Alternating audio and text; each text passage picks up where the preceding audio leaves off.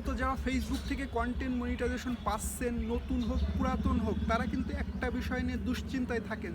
আসলে সেট আপটা করবো কোথায়, বা কোন বড় ভাইয়ের কাছে দৌড়াবো, বা কোন বড় ভাইয়ের অফিসে যেয়ে তাদের শিডিউল মেনটেন করব। আর বড় ভাই আপনাদের বসায় রেখে বহুত কম্পিউটার, বহুত মোবাইল ফোন নিয়ে বসে দেখাবে যে অমুক ভাই আমার অমুক জায়গার থেকে এসেছে, দেখুন কন্টেন্ট মনিটাইজেশন সেট আপ করতে। হ্যাঁ, যে মানে তার মানে কি আপনি কি শিক্ষিত না ভাই? আপনি কি পড়াশোনা কিচ্ছু পারেন না? আপনি কি একটা অক্ষরও পড়তে পারেন না যে আপনি বড় ভাইয়ের কাছে যাবেন? সো আজকের বিষয়ে আলোচনাটা অনেকটা এরকম যে আপনি কীভাবে নিজের সেট আপগুলো নিজে ঘরে বসে খুব সহজেই আর রিল্যাক্সে করতে পারবেন, যার কারণে আপনার ভবিষ্যতে আরও আত্মবিশ্বাস বৃদ্ধি পাবে। সো প্রথমে বলে রাখি যে কন্টেন্ট মনিটাইজেশন সেট আপ বর্তমানের একটা হট টপিক।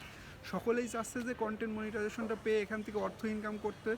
সো আসলে যে এখানে অর্থ ইনকাম করাটা কতটা কঠিন হবে সেটা কন্টেন্ট মনিটাইজেশন পাওয়ার পরে আপনারা বুঝতে পারবেন। সো প্রথমে বলে রাখি যে ধরুন আপনি সেট আপ পেয়ে গেছেন, আপনি নতুন, আপনার স্টার সেট আপও ছিল, আপনি ধরেন সেট আপ করেননি। সো সবচেয়ে সহজ পদ্ধতি হলো যখনই স্টার সেট আপ আসবে তখনই মূল সেট আপটা করে নেওয়া। ওই সময় কিন্তু আপনার পেমেন্ট সেট আপটা করে নেওয়ার সবচেয়ে বুদ্ধিমানের কাজ। আর ওই সময় যা যা লাগবে সেটা হচ্ছে আপনার এনআইডি কার্ড, ঠিকানা, আপনার এনআইডি কার্ডের যাবতীয় ঠিকানা লাগবে, আপনার একটা ব্যাঙ্ক অ্যাকাউন্ট ডিটেইল লাগবে, আর আপনার টিন সার্টিফিকেট লাগবে। সো এই তিনটা কিন্তু আপনি টোটালি কালেক্ট করতে পারেন। যেহেতু আপনার এনআইডি থাকবে, আপনার ব্যাঙ্ক অ্যাকাউন্টও থাকা স্বাভাবিক। এখন থাকলো টিন নাম্বারটা যদি আপনার না থাকে সেক্ষেত্রে কী করতে পারেন, আপনি জাস্ট ক্রোমে যে একটা সার্চ দেবেন টিন লিখে দেখবেন আপনি টিন মানে বাংলাদেশের যে এনবিআর যে সাইটটা আছে, হ্যাঁ, যে আপনি রাজস্ব আদায় করার যে সাইট আছে ওখানে যে আপনি কিন্তু রেজিস্ট্রেশন খুব সহজেই করতে পারেন। নিজের নামে এনআইডি দিয়ে আপনি কিন্তু খুব সহজেই রেজিস্ট্রেশন করতে পারবেন। সে সহজে করার পরে আপনার টিন কিন্তু আপনি পেয়ে যাবেন। সো এই টিন নিয়েই কিন্তু আপনি ঘরে বসে রিল্যাক্সে কিন্তু স্টার সেট আপটা করে নিতে পারবেন। এখন বলবেন যে ভাই আমি স্টার সেট আপ তো করতে পারবো না, ওই যে আমাদের অন্য একটা প্ল্যাটফর্ম আছে, ওই প্ল্যাটফর্মের নামটা আমি নিতে চাচ্ছি না। ওই প্ল্যাটফর্মে আপনি দরকার হলে 20 বার ভিডিওটা দেখবেন, দরকার হলে আপনি ফোনে ডাউনলোড করবেন, ডাউনলোড করে এই যে স্টার সেট আপ কীভাবে করতে হয় এই বিষয়ে আপনি পরিপূর্ণ জ্ঞান অর্জন করে ঘরে বসে রিল্যাক্সে এ টু জেড আস্তে আস্তে করে আপনি পূরণ করবেন। 100% আপনি এতে আপনি সিকিউর থাকবেন, আর নিজের আত্মবিশ্বাসটাও বেড়ে যাবে যে আপনি এটা করতে পারেন। অন্য বড় ভাইয়ের কাছে কেন আপনি যাবেন? সো ওইটা যখন একটা প্রাথমিক স্টেজে হয়ে গেল, ধরেন স্টার সেট আপ আপনি কমপ্লিট করে রাখলেন, সেক্ষেত্রে যখনই আপনি কন্টেন্ট মনিটাইজেশন পাবেন এটা কিন্তু খুব সহজ একটা প্রসেস হয়ে যাবে। জাস্ট সেট আপে ক্লিক করলেই আপনার খুব সহজেই আপনার সেট আপটা হয়ে যাবে। এখন আপনি ধরুন স্টার সেট আপ করে রাখেননি, ঝুলাই রেখেছেন, এখন কন্টেন্ট মনিটাইজেশন আর স্টার সেট আপ পেয়েছেন, মানে স্টার সেট আপ আর কন্টেন্ট মনিটাইজেশন একসাথে আপনি সেট আপ করবেন।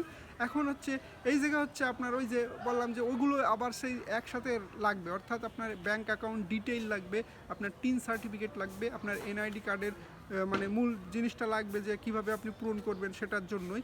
সো এখানে অনেকে ভয় পায় যে একটা বিষয় আছে, সেটা হলো যে ইউএস নাগরিক কিনা। সো এই জায়গাটাই কিন্তু অধিকাংশ মানুষ ভুল করে। হ্যাঁ, সো এই ভুল যেন না করেন সেক্ষেত্রে আপনি totally A to Z set আপটা আমি অলরেডি বলে রাখছি যে অন্য প্ল্যাটফর্ম থেকে আপনি 10 বার না 20 বার দেখবেন, 20 বার দেখে খুব ভালোভাবে নিজের মধ্যে আয়ত্ত এনে তারপরে আপনি বসে বসে মোবাইল দেখে দেখে বা কম্পিউটার দেখে দেখে আপনি সুন্দর করে সেট আপ করবেন।